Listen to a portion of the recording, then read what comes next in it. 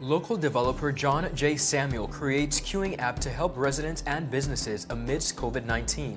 Money transfer services remain closed in the BVI. These and more stories when 284 News returns. We understand that you cannot come to the store and encourage you to stay at home. If you need assistance with bill payments, top-ups, or troubleshooting, we are here to help. Call us at 444-4444 from 7 a.m. to 7 p.m. daily, or visit our website at www.cctbvi.com. Click Top Up here or My CCT for top-up or bill payments. Social distancing with CCT. Welcome everybody. It's Thursday, April 30th, 2020. Another beautiful day in the British Virgin Islands. I'm Ron Grant. And I am Kyla Kenisha Forbes. Kyla, I know a lot of persons have been losing track of the days, but it is the end of the month. We've reached to the end of April and we are forever grateful. We want to begin today with His Excellency Governor Augustus J.U. Jaspert visited some of the essential frontline workers from the Environmental Health Unit, Department of Information Technology, the Royal Virgin Islands Police Force, the Treasury Department, and Facilities Management Unit to simply say thanks for their commitment and service as the territory continues to face challenges due to COVID-19. Kyla, I think it's very important that we continue to show gratitude to our frontline workers who continue to do their best in ensuring that we are safe and we're maneuvering through these challenging times as best. So kudos to the governor for showing love and support to our essential workers. Most definitely. Ron, we must all say thank you to our essential workers who are working diligently day in and day out to make sure that we have what we need and to make sure that we are safe and our health is, firstly. So we definitely want to say thank you and awesome job to Governor Jaspert for recognizing this and for paying them a visit. Yes, so Ron, just last night, Honorable Carvin Malone, the Minister of Health, he came in a live press conference just to give the public some brief statistics. So just last night, he announced that 27 samples that were sent to CAPRA actually came back negative. That was 17 that they announced in a prior press conference and an additional 10. So all 27 came back negative, which is definitely awesome. I think every time a new set of samples are sent away, we have a little bit of just holding our breath, but thankfully, those 27 have come back negative, and another 9 samples have went for testing. So once again, we pray that those come back negative. Of course, he reminds the people of the BVI that we are not out of the woods yet. We repeatedly say this because we cannot take for granted how far we have come, but how far we have to go. I agree. You couldn't have said it better. Now beginning our newscast today with one of my very, very favorite stories. A local Virgin Islander and developer, Mr. Jhon J. has created an app titled VIQ, which is now available to Virgin Islanders during the COVID-19 pandemic. Samuel is the CEO of Apex Company, which created VIQ, the new app which seeks to assist in avoiding confusion, encouraging social distancing, queuing by simply using a QR code, and helps manage the flow of people at businesses across the territory. I think at this pivotal point it's going to be a very instrumental tool to all Virgin Islanders during the COVID-19 pandemic. I had the opportunity to sit down with Mr. Samuel via a live Zoom conference this morning, and he spent some time outlining the functionalities of the app and how it can assist us during these times. Take a look. The main functionality of the app, which name is VIQ, and is currently available through the app stores and the Google Play Store, is to reduce the presence of people having to line up for getting services and goods. One of the main functionality of the app is to allow people to track the queue of the particular lines or establishment where they want to go. And at the same time, the main purpose of this app is to encourage social distancing. Okay, now tell me some of your stakeholders. Who have you been partnering with as it pertains to putting this together? At this point, we're trying to reach out to the business community in the BVI because this is the ultimate goal. Because in order for the app to show the true potential, businesses have to come on board. So that's why we appreciate the opportunity that you have given us, that you have given me to put out this word out there so that businesses become aware of this technology, because I strongly believe that this could be beneficial for the entire community. Indeed. Now, the full interview that I conducted with Mr. Samuel will be available via our 284 Media Facebook platform this evening. Mr. Samuel can also be reached at 545-1886. Kyla, I absolutely love this story because it sets the precedent for local ingenuity and intellect. A lot of times we feel as though such measures and such creative apps and all these cool stuff have to be created by outsiders. But here we have a local Virgin Islander, Mr. Samuel, coming to the forefront. The app is presently free. And it's in the early stages, but he's presenting this really because he sees it as a tool that could be used by not only residents but businesses at this pivotal point. And I think it's important for other young persons to look at this as a prime example of local ingenuity again, and just really putting your talents to good use. We have to congratulate him on a job well done, and we do hope businesses will see the need and support this endeavor. Ron, most definitely. As I've been saying, the innovation that is coming out of these times is just, it has me in awe. And I definitely love this because this is something that can be used now, but definitely in the future. So we're seeing a lot of innovation coming out of this, although it is unprecedented times. Yes. We are seeing some good coming out of it. So definitely congratulations to Mr. Samuels. So now, Ron, yesterday, I reported on a list of additional businesses that were recently permitted to open by Cabinet. The imposition of curfew number 14 order 2020 allowed for a list of businesses to reopen during this first phase of the territory's reopening. Ron, I also touched on yesterday how excited some business owners were to reopen their doors and get the ball rolling again. Also, I explored the possibility of this phase being a step in the right direction in order to revive our economy after being, under 24-hour lockdown for an entire month. However, while the order did specify that insurance and financial services, especially those that are unable to operate remotely, would be allowed to operate within the limited opening hours, money transfer services was notably missing from that list. Now, Ron, according to the Premier of the Virgin Islands, Honorable Andrew A. Foy, money transfer services will remain closed until the internal economy reboots. Premier Foy went on to explain, and I quote, "The economy has been shut down for almost a month now. In this first phase of the reopening of our economy, only businesses that will directly contribute to the national flow of income to the internal economy has been allowed to reopen first." Well, some residents are unpleased by the decision that have already taken to social media to voice their disapproval of the government's decision.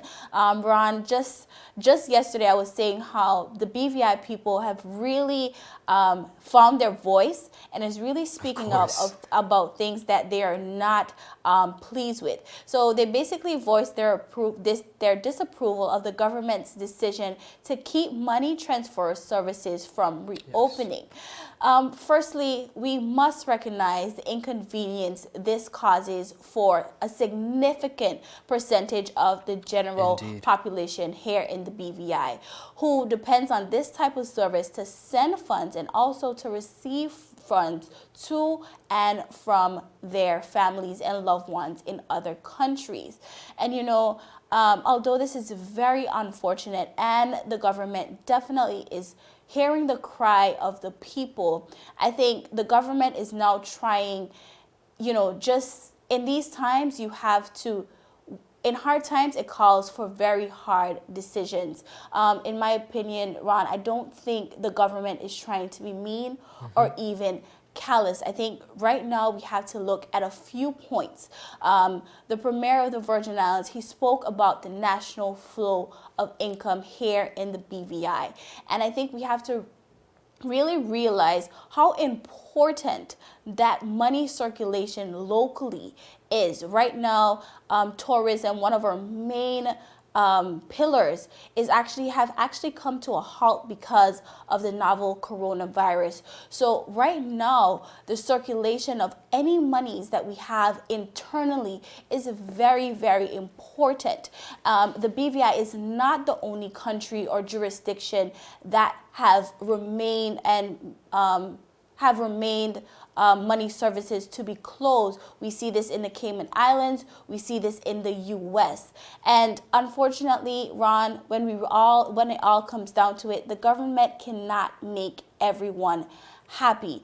But here we look at it. For persons who need to send funds immediately, here is a viable option.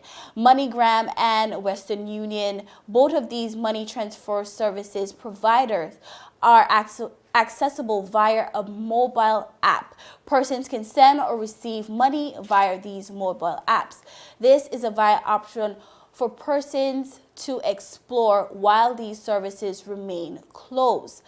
Premier Foy ensured that as the progress is measured, it will make a way for more and more businesses to reopen while adhering to all social distancing measures.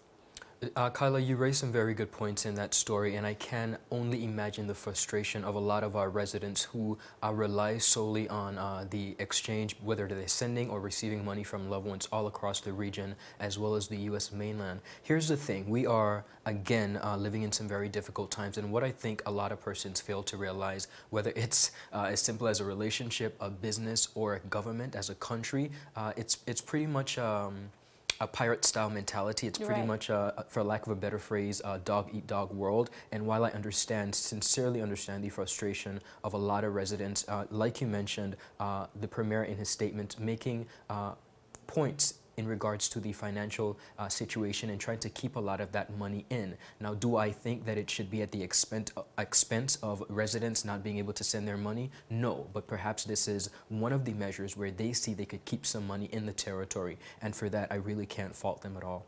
Definitely. I think, Ron, there's no win-win here. There's no right or wrong. For none of us, I think everyone is just trying to do what is best, and countries are trying to just secure their interests, may it be when it comes to the economy or keeping the people and the residents safe. Indeed. So viewers, still ahead, New York City Emergency Doctor dies by suicide, underscoring a secondary danger to COVID-19 pandemic. And the U.S. have reported over 1 million cases as they see the steepest economic contraction since the 2008 recession. All this and so much more when 284 News returns. Eco? Eco? Eco? Everyone is speaking about eco-friendly products. We wanted to take the time to introduce the Eco Island brand. Eco Island is a brand dedicated to providing you with a reliable and cost-effective solution.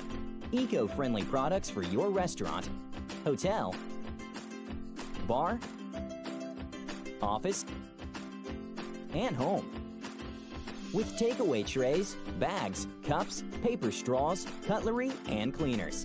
For more information, follow us at Eco Island 100. Is business slow, cash flow down, hosting an upcoming event? We can help. Advertise with 284 Media and take your business or event to the next level by enhancing your present marketing and messaging strategies. Allow our team of experts to create a personalized ad that sets your business apart from all the rest. This could be your business or event. So, what are you waiting for? Contact our marketing team at 284media@cctbvi.com. Advertising with us works. Viewers, welcome back. You're watching 284 News. Now on to a very difficult story out of the Washington Post. They have reported that a New York City emergency room director died by suicide on Sunday, April 26th, after treating coronavirus patients and contracting the illness, according to police and the hospital where she worked. Lorna Breen, chair of the emergency medicine department at New York Allen Hospital, died of self-inflicted injuries on Sunday after being transported to UVA Hospital in Charlottesville. Breen's father, Philip C. Breen, told New York Times that she had described coronavirus patients flooding her hospital and sometimes dying before they could be removed from the ambulances. She had no history of mental illness, but seemed detached before she died. He said, and I quote, "She tried to do her job, and it killed her.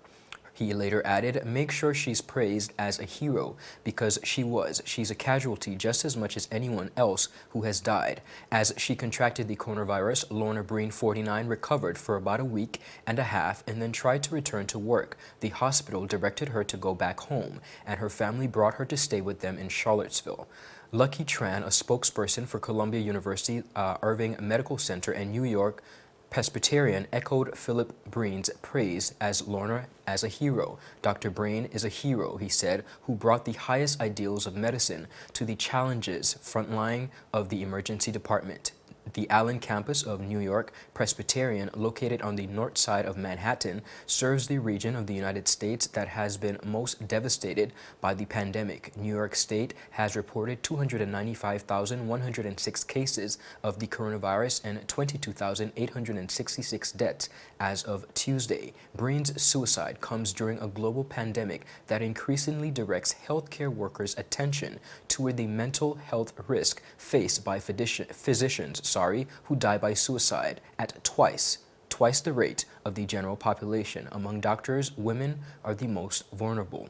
Early research out of Wuhan, China, where the coronavirus outbreak is believed to have originated, indicated that female frontline workers experience higher rates or more severe symptoms of depression, anxiety, insomnia, and distress than healthcare workers overall. Suicides are occupational risks for emergency physicians, and the brutality of a pandemic can make them more common.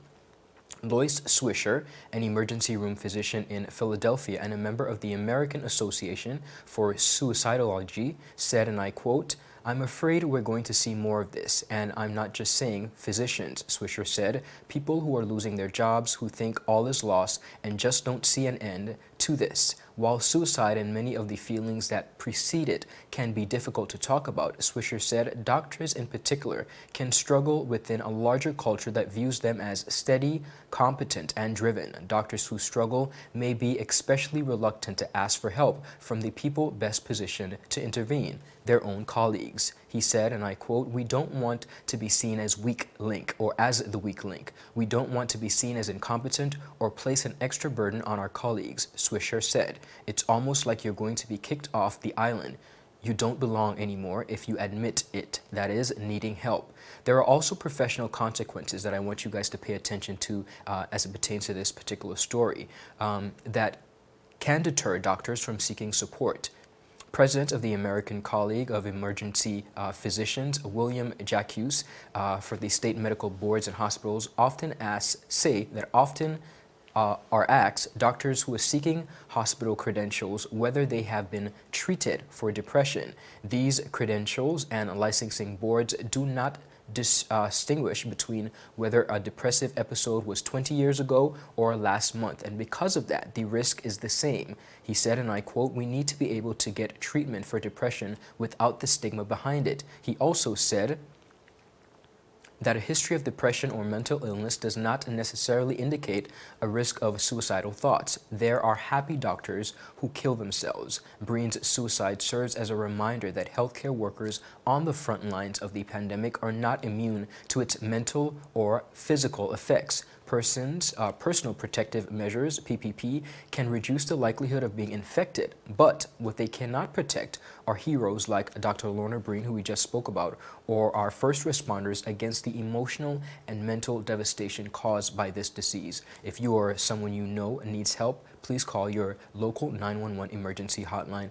Kala, I think this is a very important story as we continue to maneuver through the ever-increasing pandemic that is COVID-19. A lot of persons praise, and I think it's important for us to continue to show support to our doctors and our frontline workers, but understand that the mental capacity and the heaviness that goes along with being on the front line, whether you're a doctor or perhaps you're working in some other volunteer situation, has the capacity to bring some persons to the case that we see where Dr. Breen has taken her own life. It's a sad story. It's just devastating and disappointing that we're losing them in this capacity. But again, persons need to understand and bear in mind the level of mental weight that goes along with some of these key positions. As you said, Ron, a sad Yes. story, and we must keep our first responders and medical professionals in our prayers at this time. Just last week, we spoke to Dr. Michael A. Turnbull,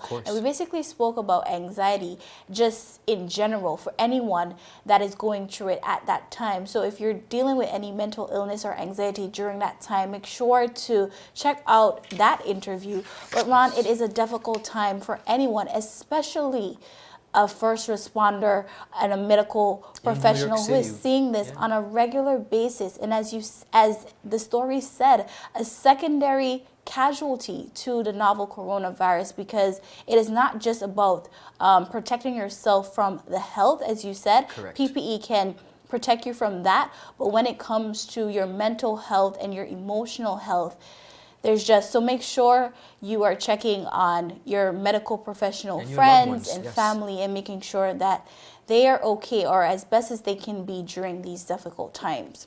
But Ron, as we move on, now just this week, I actually heard you spoke about some numbers out of New York City, but the United States have reported over 1 million cases of COVID-19, according to a tally from health officials by the Johns Hopkins University. Ron, this accounts for 1/3 of the cases globally. Over 58,000 people have died in the United States.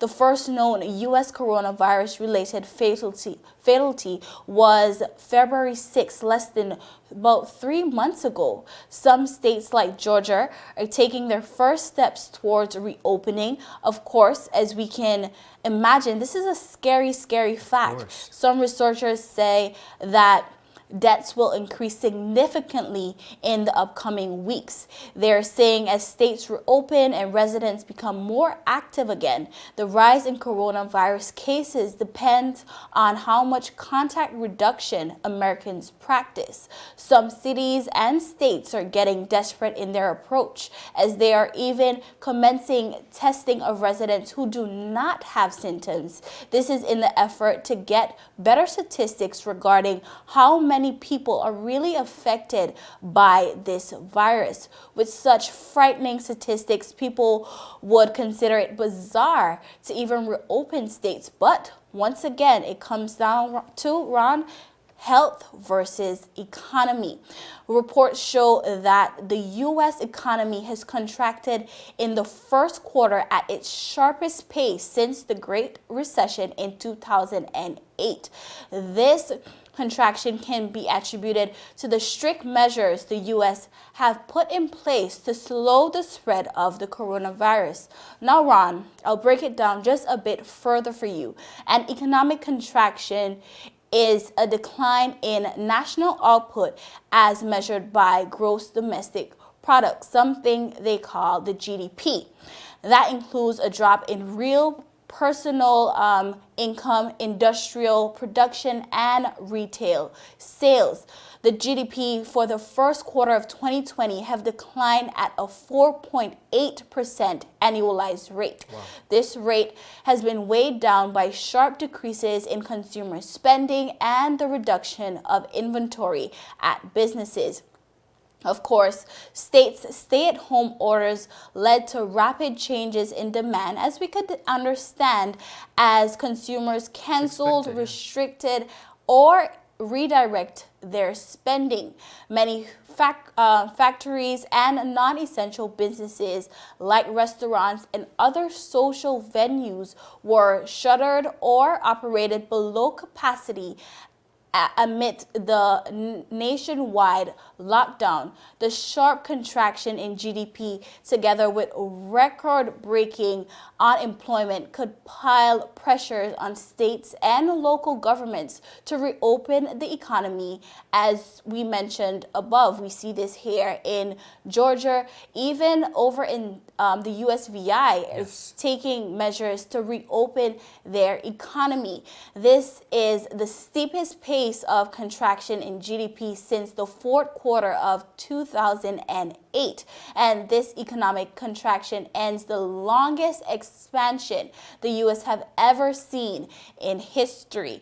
But Ron, the scary part is experts are saying the economy will continue to fall until the country opens back up. And at the end of the day, some are even saying the worst is yet to come.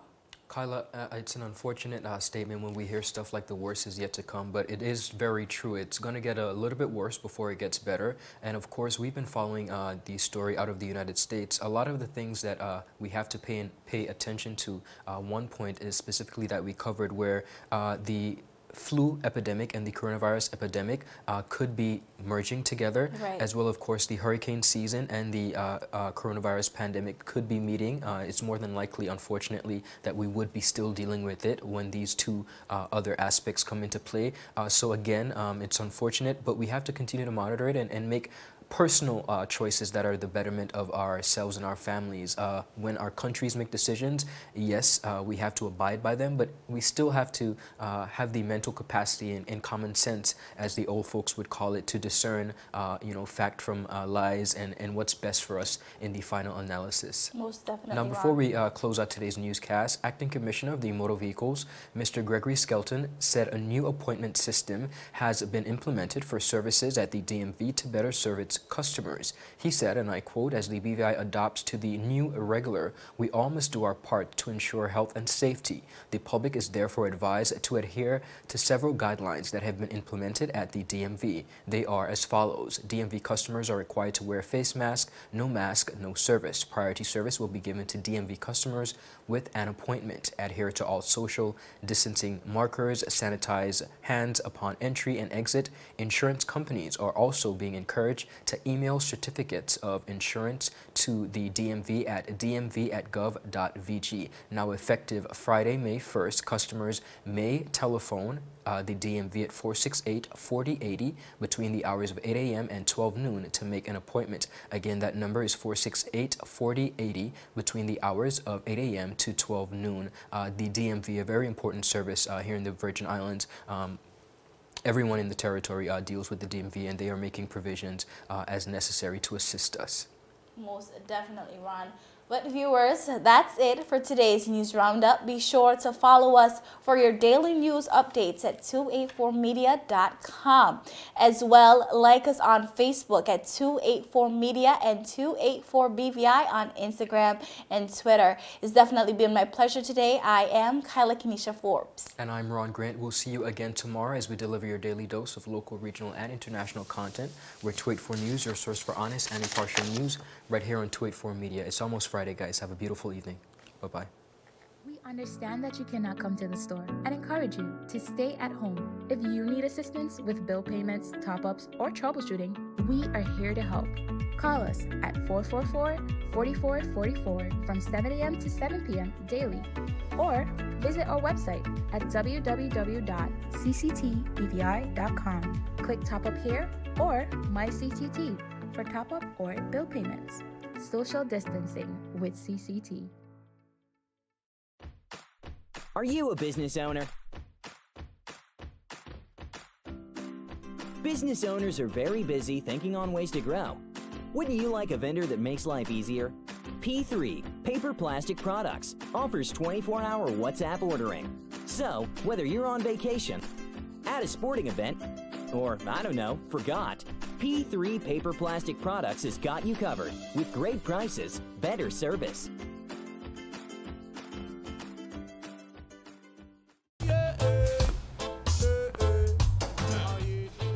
Father Jesus, that line here long like church service. Alright, you enjoy the rest of the day. Next customer line, please. Wait, hold on a second. Yes, Sonny boy, come, yes, son. Good morning. Good morning, Sonny boy. Over there. You must have cut fun topic. It's okay, I'll take care of it. What? No man to take care of me. How may I assist you? Listen. You want top of power? You want top of power? Join the prepaid party with CCT and enjoy more affordable data plans, more top-up promotions, more savings with hero bundles, and more value for your money each and every Tuesday with Top Up Turn Up Tuesday. Visit a CCT store today or anywhere CCT Top Up is sold and top up your phone. 5, 10, 15, 20, 25, 30. You want top of power?